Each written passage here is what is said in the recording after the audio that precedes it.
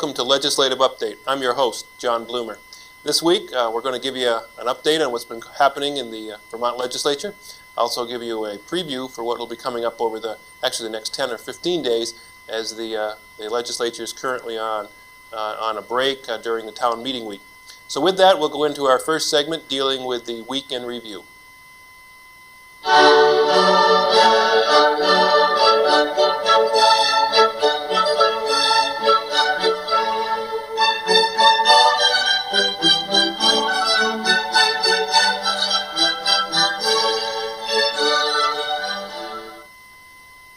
During this segment, I'll bring you up to date on what happened during the last week in the Vermont legislature, kind of give you an overview of what happened in the various committees and on the Senate and the House floor, to give you a flavor of what's been occurring for the last week, and also kind of an indication of which bills and which issues will be ongoing for the next week or two. And as we always do, I'll start with the House and their committees and what occurred in their committees. The House Appropriations Committee was working on the year 2000 budget. As we've discussed before, the fiscal year for the state of Vermont runs from July 1st of one year to June 30th of the following year. So although the current year goes till June 30th, 99, that's actually the 1999 budget. The year 2000 budget begins on July 1st of 1999 and goes until June 30th of the year 2000. So the Appropriations Committee in the House was taking testimony from various organizations, also from various agencies within the state of Vermont on what their budget requests would be for, or will be for the year 2000. They heard from UVM, and they also heard from the Vermont State College System and from VSAC, that's the student loan organization. They also heard from the Education Department and from the Transportation Agency. With respect to education, as I mentioned, they heard from UVM and also from the state colleges. As you may know, the state college system here in Rutland includes Castleton State College and also CCV or college. And there's a system of a number of colleges within the state of Vermont. It also does not directly include UVM. UVM, although the state supports it, that is not a state-owned or sponsored college. It's what's called a land grant college, but it's the only university in the state of Vermont, so the state of Vermont provides a good deal of funding to the University of Vermont. And so each year, UVM receives an appropriation, and also the state colleges receive appropriations, both from the general fund, which is for ongoing expenditures, and also from the capital construction bill, which is a separate bill dealing with construction projects. The part that deals with the state college system would include buildings for the state college system. So that kind of gives you an idea of how the state colleges and UVM interact within the appropriation budget or the year 2000 budget.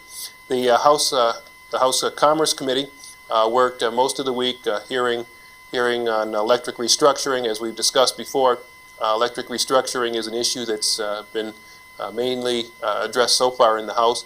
It's been in the General Affairs Committee.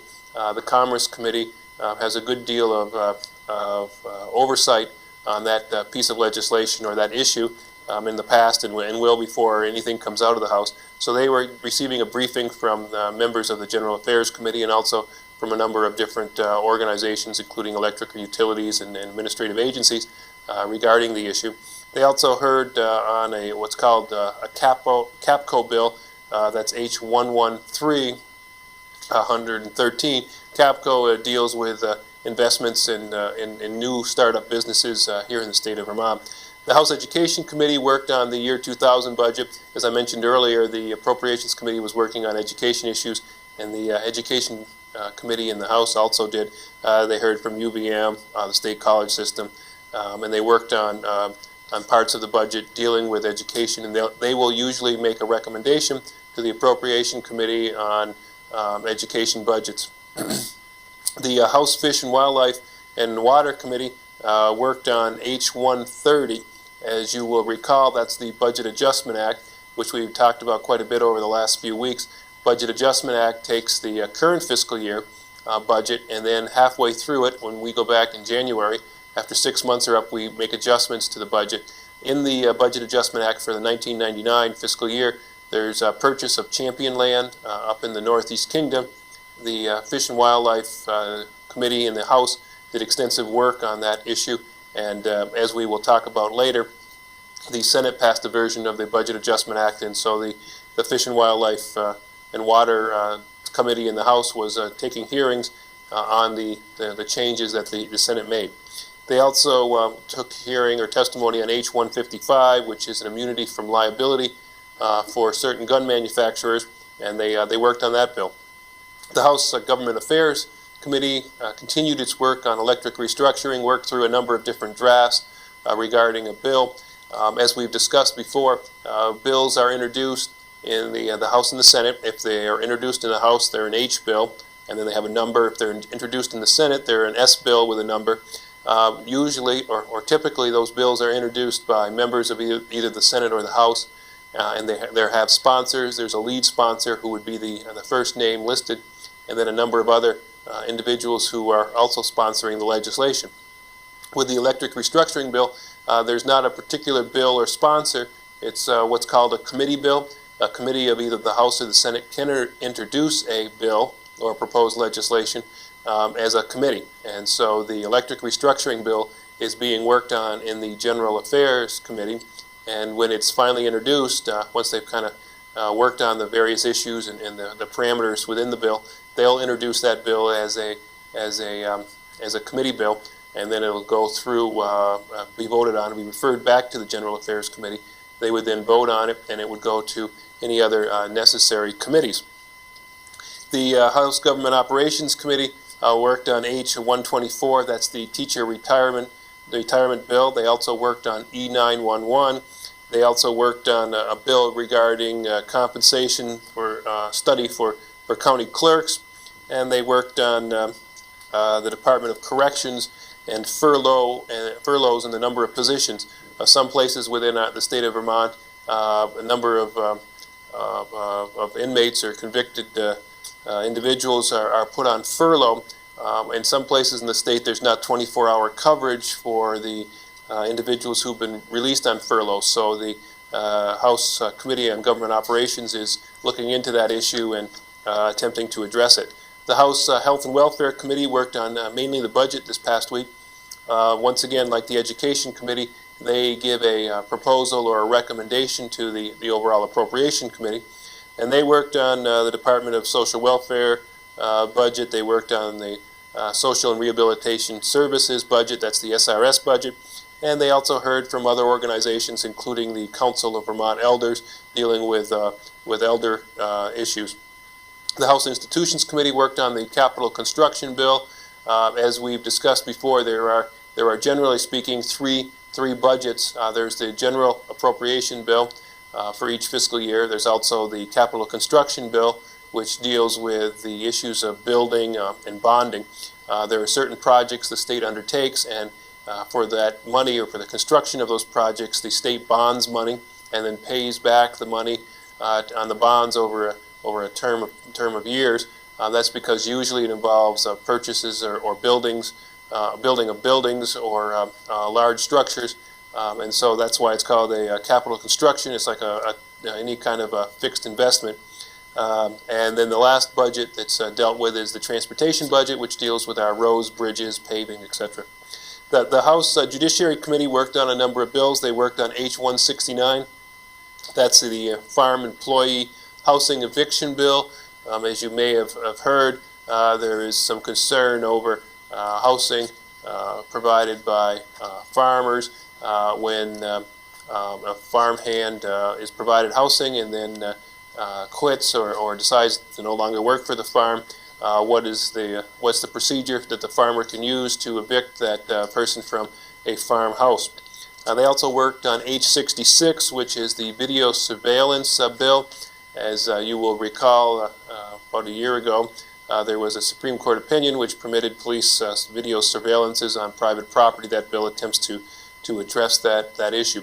They also took testimony on the furlough and the coverage regarding the Department of Corrections, as we discussed earlier. Local government worked on a number of bills dealing with elections and the structure of local governments with regard to elections. They took testimony on H231, which deals with checklist, H145, which deals with filing deadlines, H201, which deals with vote recounts. The House Natural Resources and Energy Committee worked on a number of bills dealing with mercury. As you will also recall, last session there was a mercury bill passed. There have been some proposed changes to that mercury bill, and there are currently pending 3 bills in the House. Those are H154, H160, and H195. And so the House Natural Resources and Energy Committee worked on those bills this past week. They also worked on H156, which deals with communication towers. They worked on H158, which deals with solid waste, and H244, which deals with forest products. The House Transportation Committee worked on the Agency of Transportation budget, the transportation budget for the coming fiscal year. They also heard testimony on the Route 7 corridor and looked at alternatives for addressing Route 7 corridor from the Dorset area up through Middlebury. And they also did some work on what's called the Cirque Highway. That's the bypass in Chittenden County. The House Ways and Means Committee worked on a number of different tax initiatives, including pilot and local option taxes. The Senate committees also worked this past week. The Senate Appropriations Committee worked on both the H-130, the Budget Adjustment Act, which, as we mentioned earlier, deals with adjustments to the current fiscal year. And they also took testimony and worked on the fiscal year 2000 budget. They heard from the Personnel Department for the state of Vermont, the Tax Department for the state of Vermont, the military for the state of Vermont, the Office of Building and General Services, which deals with upkeep and maintenance of the actual buildings the state of Vermont owns, and they also heard from the Treasury Department. The Senate Education Committee worked on technical education. They also worked on S-76, which deals with hazing. During this past year, there have been some incidents, unfortunate incidences involving hazing, and so they took some testimony on H-76 dealing with hazing. And finally, they took some testimony on the National Teacher Certification Program and whether that would be appropriate for Vermont. Senate Finance Committee worked mainly on school finance issues. They worked on debt service issues. They worked on fluctuations of the average daily membership number. There's a particular, the Act 60 has certain requirements for state financing or state block grant dealing with the number of pupils, and they were working on what occurs when that number fluctuates from year to year. The Senate General Affairs Committee worked on S-79, which deals with the Unfair Labor Practices Act and discrimination under that act. There were some changes made in that act to address some concerns regarding discrimination, and that bill actually made it up onto the Senate floor this past week. They also took testimony. This is the Senate General Affairs Committee. Also took testimony on the Workforce Development bill. Senate Government Operations Committee spent a couple days meeting with the Vermont League of Cities and Towns representatives on a number of issues that concerned them. They also heard testimony on S-90, that's a binding arbitration bill, which dealt with requiring binding arbitration for municipal disputes. They took testimony on Proposal 3, which involves judges and the judiciary. It involves an amendment that would require staggered terms for judges. They also took testimony on S-8, which is a bill relating to minors in voting booths. The Senate Health and Welfare Committee took testimony regarding issues of the Budget 2000 or Fiscal Year 2000 budget, including long-term care issues. They also took testimony on the Vermont Job Gap Study. Senate Institutions Committee worked on the capital construction budget, took testimony from a number of different projects that would be impacted by funding from the capital construction budget. The Senate Judiciary Committee worked on S-49, which is a bill relating to Judicial Bureau and courts. Last term, there was a Judicial Bureau, or the expansion of the Judicial Bureau to include municipal offenses. There were some technical issues in the implementation of that, and this bill would attempt to address those issues. They also took testimony on S45, which is Discrimination and Hate Crime Act. It would allow civil injunctions for violations of the Criminal Hate Crime Act. The civil injunctions would be similar to the procedure currently used for relief from abuse orders. They also worked on a fingerprinting bill, which would require a greater number of fingerprinting of those accused of felonies and misdemeanors. The Senate Natural Resources Committee worked on S144. That's a Bianchi bill. You will remember from about a year ago when we discussed Bianchi, which is a Supreme Court decision regarding title searches and the clouds on title. The legislature last year passed a bill which addressed a number of those issues, but because it was done in a relatively short time period, there are still some corrections that need to be made. This bill attempts to address those. They are also working on S26, which is a septic systems bill. Senate Transportation Committee went and did some work on the Cirque Highway, as similar that the House Committee did. They worked on public transportation, they worked on paving, they worked on the overall Agency of Transportation budget, and they worked on a bill S112 dealing with bicycle helmets. That tells you sort of what occurred this past week in the Senate and the House committees. There was also numerous issues on the floor of both the House and the Senate. I'll give you a couple of the issues that came up this past week in the Senate. The Senate worked on what's called the Budget Adjustment Act for 1999, and there were two parts that created some controversy, or at least some debate. One of them dealt with the Champion land purchase. As we've discussed before, that involves an appropriation of approximately $4.5 million so that the state of Vermont will be purchasing some land or be one of the buyers for some land up in the Northeast Kingdom. They also would obtain for the expenditure easements for use of the property for activities such as logging, snowmobiling, hiking, fishing. And there was a version of the appropriation in the House which would require certain language in these easements when the land is resold. It's all being purchased by a conservation the foundation and then being resold, and so the House had passed a version which would require certain language in the easements when the land is resold. The Senate took a little bit of a different tact and kind of debated the issue. The Senate actually released some of the language and made it less restrictive that the easements have to contain, so that created some issues regarding whether that was appropriate or not. The language has been changed, and that would be worked out in a conference committee, which I'll discuss and how that's structured in just a minute. They also worked on Act 60 issues. They, in particular, there was the issue of prebates.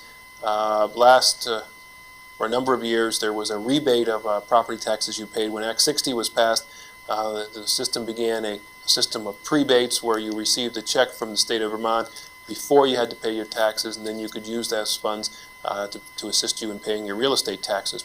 The law is written, Act 60, would change this year. It would require that the taxes for your real estate education tax actually be paid to the state in 3 different times, once on September 15th, once on November 15th, and then the rest on the following April 15th. While there was some concern about how workable that was and how well that was received in the public and how well it was known by the public, so the Senate in the Budget Adjustment Act reinstituted the prebate checks, which would require the state of Vermont to prebate or send out a check prior to the taxes being due. There was some concern expressed as to whether or not this would be the appropriate time to be changing the system in midstream, given that it would be very difficult for the tax department to still send out the checks at this late date, given that they'd have to be sent out before the end of the summer, and whether or not that was feasible. But the version of the Budget Adjustment Act passed by the Senate includes reinstitution of the prebate checks. The other issue that was addressed by the Senate was an amendment to provide an income tax rebate. As you have probably been following, the governor and various individuals have been discussing tax cuts, ongoing tax cuts going forward, there's an issue as to whether or not those tax cuts are sustainable. So there was an amendment on the floor to provide one half of the surplus from the current year to be rebated to individuals who paid income tax. They'd get a rebate on their income tax. There was two components of that. One portion would provide an 8% rebate for whatever you paid for your income tax, and there was also a lower income provision which said if you earned less than 110% of the poverty level for your family size, you'd get a full rebate. So there was kind of the two different parts, and indeed the part dealing with lower or moderate income individuals would have meant that about 1/3 of all Vermont families would have received a rebate for their total taxes paid for the state of Vermont as income tax. That amendment failed, but it'll be an interesting issue as the session goes on. What will happen if there will be any tax cuts, whether they be on the income tax side or the sales tax side, or some combination of those two, or with Act 60. So the Senate went, and the two major changes they made to the Budget Adjustment Act involved the prebates and the champion land. What happens then is that the version that the Senate passes goes back to the House. It's put on the House's calendar, and they have the question of whether or not they want to concur with those changes made by the Senate. If they do concur, then the bill is sent on to the governor for signature. In this instance, the House did not concur, and what that means is that the House then requests that a conference committee be appointed. The Speaker of the House appoints 3 members of the House and notifies the Senate that they've been appointed. The Senate then appoints 3 members. Those 6 members go and meet as a committee of conference and discuss the House version and the Senate version and try to iron out their differences. That can take anywhere from a matter of hours to a matter of days or weeks. And what they'll try to do is come together with some kind of consensus or compromise, and then once that compromise is reached, they're supposed to sign the conference committee report. It takes at least 2 signatures from the House and 2 signatures from the Senate, so you need 4 people, but they kind of be split, at least 2 from each, and then they go back, and that's either an up or down vote in the Senate and in the House. So there's no opportunity for amendments or changes. So that conference committee report would come back to the Senate floor. It would be voted yes or no. If it was voted yes in both the House and the Senate, then it would go on to the governor for signature. If it fails in one or the other, then a new conference committee can be appointed, or it can even die at that point. So the Budget Adjustment Act is not a necessary must-pass bill, as we've talked before. The must-pass bills include the Appropriations Bill, Transportation and Capital Construction. The Budget Adjustment Act is very important, but it's not required that it be passed. And this year, there are a few larger hitches or potential areas of disagreement. Those include, as I mentioned, the prebate checks, the champion land, and also a health care study that the House put in that would have cost $300,000. The House wanted to include a health care study. The Senate cut that out. So there will be a number of issues that may or may not keep the conference committee working for a number of days on the Budget Adjustment Act. The other issue that came up this past week that you should be noted of is that each year there is a deadline for introducing new bills to be acted on that year. That deadline came up this past Friday, so that if any new bills need to be introduced, or you have a bill you want introduced by an individual, even if you get it introduced this year, it won't be acted on until next year because the deadline's gone by. But at this point, committees will start working on the bills that are there. The only exception to that is a committee bill can still be introduced. So if there's a large issue, it can still be addressed, but to have that addressed, you'd have to have a committee sponsor it rather than an individual. And the only other issue I can maybe give you up to date on is so you understand the procedure that works is the Senate also debated S-79. S-79 is the discrimination provisions in the Unfair Labor Practices Act. That went through what's called second reading on Friday, and then when the Senate reconvenes after the break, they'll take up what's called third reading. A bill is first introduced, it goes to a committee. When it comes back, if it comes out of a committee, the committee works on it and votes either yes or no to kind of advance the bill, does what's called markup, makes changes in the bill, and then they vote to recommend passage with amendments to the full Senate. It's put on, or Senate or House, it's put on the calendar, and then it goes on a notice calendar, stays there for a day so everyone can kind of get a look at what the changes are. Then the following day, it's debated, it's presented, and then there's a question at the end after the full debate, and that is, should the bill be read a third time? That day where it's being debated is called second reading, because in the first reading was when the bill was first introduced and referred to committee. Then when it comes out of the committee, second reading, and then the following day, if it's voted affirmatively, then it's third reading, and after that the vote is shall the bill pass. So as you can see, a bill has to make a long process. It's introduced, it's put in committee, comes back up, it's voted on the first time, and then the next day it's voted on a second time. At that point, either the Senate or the House passed it, and then it goes on to the other body for action. So it's a long process that takes some time to get a bill passed and kind of moving. And as the reason I mentioned S79 was because it's kind of in that limbo. It's gone through second reading. It will be on the calendar on the day we return for third reading, and the question on third reading will be, shall the bill pass? So that kind of gives you an update of what's been going on for the last week or so. And with that, we'll go into our next segment dealing with this coming week.